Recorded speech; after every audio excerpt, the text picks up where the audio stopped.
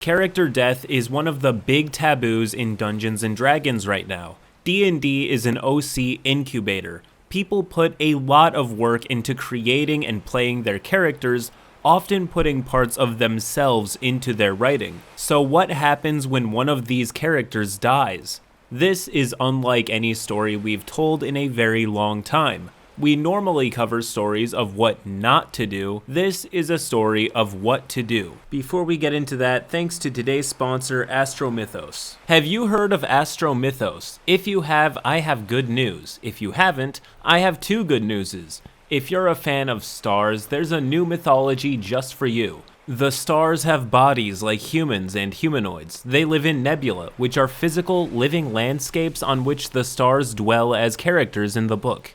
The stars fight to save each other from extinction, and those that aim to extinguish them are the story's villains. Black holes, the most destructive force in the universe. You're not going to find a world built like this anywhere else, especially not in a playable, 5e compatible tabletop game. Players can use any 5e race or class combo in this adventure. Lair of the Spider Lord is a tabletop RPG adventure set in the world of Astromythos.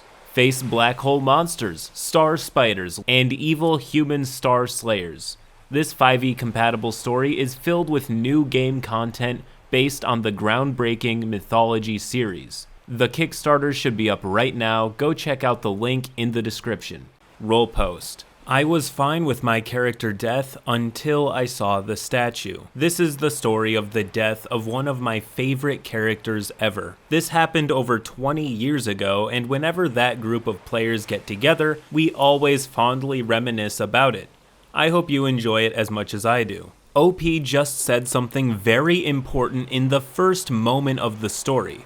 When we get together with our friends and play D&D, we are creating lasting memories. The adventures that we go on, even through the lens of different characters, still feels like an actual adventure with our friends. This is incredible to consider, as me and many players still talk about our D&D exploits long after the adventure is over. The message to take away from this tangent is, tabletop roleplay is much more important than the silly nerd Math Rocks game, in that it feels real to us, as it harnesses our real creativity and teamwork through our bonds with our friends. It's why these stories stick to us, and it is also the main point of this channel. Anyways, back to the story. His name was Eric, and he was a halfling paladin. A little backstory first. Eric was not exactly your usual paladin. He had grown up happy but poor on the streets of a big city in a large, happy family. One day, Eric is kicked in the head by a horse. When he wakes up, he is firmly convinced that he has been called to be a paladin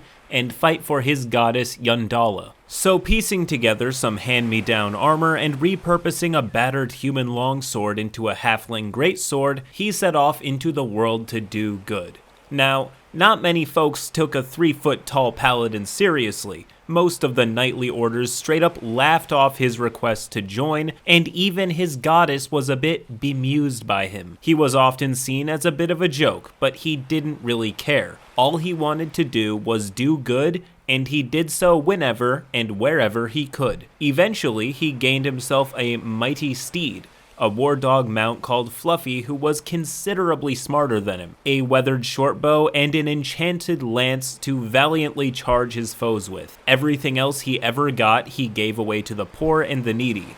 His only other magical possession was a ring of acid resistance that he kept only because the wizard of the party had made it for him as a gift. This is Chekhov's ring. I want you to remember that the ring was not a gift by the DM, but by another player. This contributes hugely to the payoff at the end. Now, our party consisted of Eric and Fluffy, our dwarven cleric Flint, Melody, an elven wizard, and Ugg, our troll barbarian. After many adventures together, the party arrived at a little elven community plagued by an elder blue dragon that had settled into some sea caves nearby. The party agreed to help the elves to fight off this beast, and the party began making plans to ambush it as it left its lair, with assistance from the villagers in the form of a couple of ballista crews and a dozen elven archers. The problem was we needed the dragon to come out of its lair in order to ambush it, and the party were stuck on exactly how best to get its attention. Melody wanted to try and fool it by attempting to bargain with the beast. Flint wanted to pile up on firewood and smoke it out, and Ugg just wanted to smash it. That is Ugg's go-to answer for everything. Getting a little bored of the party's bickering, brave Eric wandered off towards the cave as the rest of the party continued to argue. He snuck up to the cave's entrance and loudly screamed a challenge into the darkness. "Come out and fight, you great overgrown lizard! Your mother was a newt, and your father the most pox-ridden hellhound in the abyss! Come out, I say, and get your ass kicked by someone much smaller than you!" The players all face-palmed. The DM was laughing as he asked for an intimidation roll. I rolled high. The DM smiled evilly and proceeded to describe the low growing rumble as something huge moved in the cave. Small rocks cluttered to the ground and great heavy footfalls echoed as a massive blue dragon stepped to the entrance to the cave. "Pathetic creature, you're not even worth picking from my teeth," the dragon roared disdainfully. "I take out my bow and shoot at the dragon," I announced. The rest of the party are scrambling towards me. The dragon is looking down at this tiny knight on his shaggy little war dog in bemusement, and the villagers are all hiding on the cliff top, waiting for the dragon to come out into the open. I got a crit. Your arrow streaks into the cave and hits the dragon in the eye. It screeches in outraged fury before boiling out of the cave towards you. The DM said, announcing the start of our battle. The next few rounds were hectic. The dragon attack was horrific. Our paladin charged as he was nearly squashed by the beast's tail. The wizard cast fireball after fireball, while our raging barbarian chewed into the beast's side with his great axe. The dragon took flight, triggering the ballista, who both missed. It soared away from us and came back with a great blast of lightning that fried half the archers on the hilltop, and then turned for another pass over the party. As the beast lined us up for its next attack, Eric rode up to Ugg the barbarian and shouted, "Fancy a game of darts?" Now, the paladin and barbarian had a trick that they pulled off a few times before. Ugg had very little brains, but a truly ridiculous strength. So he simply picked up the paladin lance and threw him at the enemy like a giant lawn dart. Unfortunately, he rolled a 1. The DM, with an evil smile, asked for a dex save from Eric, which he failed.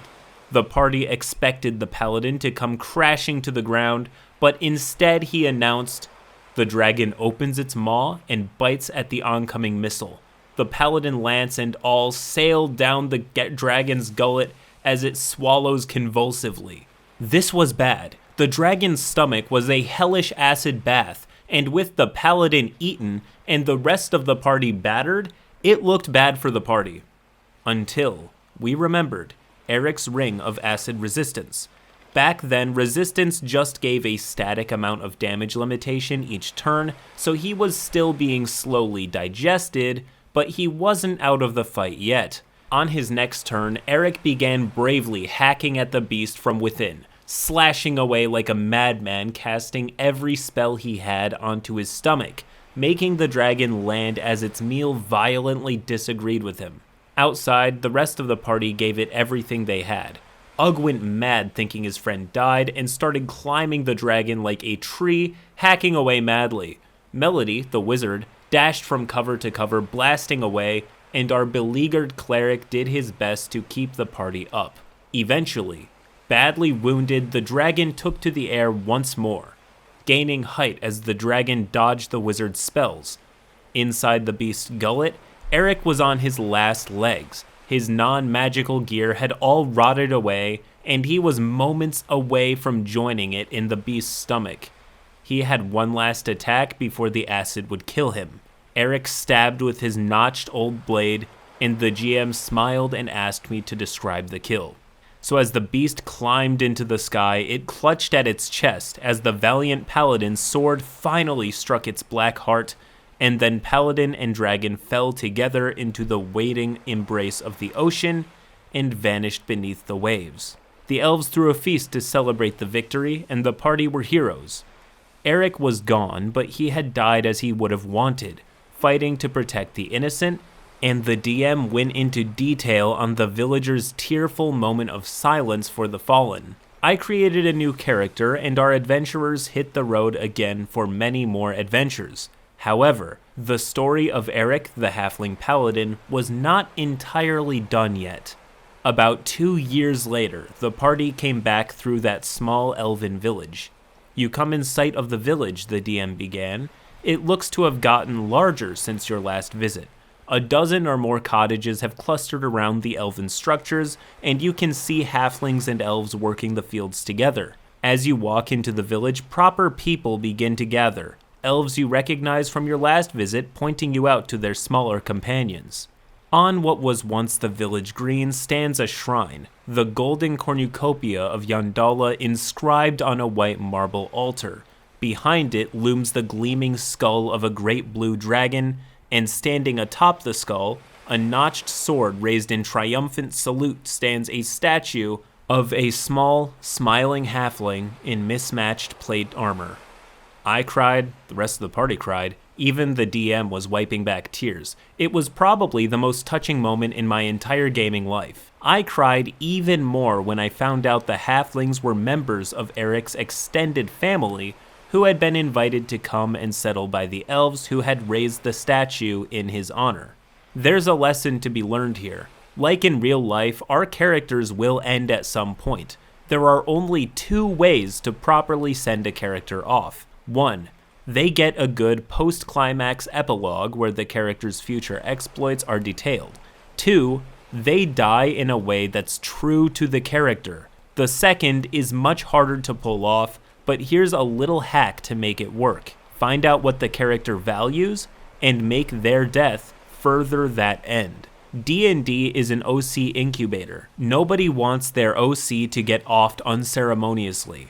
Now, some older players are going to hear this and disagree. There was a time where character death was much more common, and combat was less forgiving. To the person writing me up in the comments for that right now, I totally get it, and you're not wrong. However, I'm speaking to the D&D culture of today, which has shifted more towards being cinematic and telling a story, rather than being an immersive board game. There is no superior way, but there is a more popular way, and that's what I'm addressing right now. Anyways, back to my point. In high roleplay campaigns, we put a lot of ourselves into our characters, so if the character's gutted from the campaign in a bloody mess for being stupid, it feels bad, as it should, but if the character heroically downs the beast but dies in the process, it's a bittersweet send-off. Both end in death, but one is clearly preferred over the other, and the difference, as anyone could tell, is in execution. Anyways, that's the lesson for today. Till next time.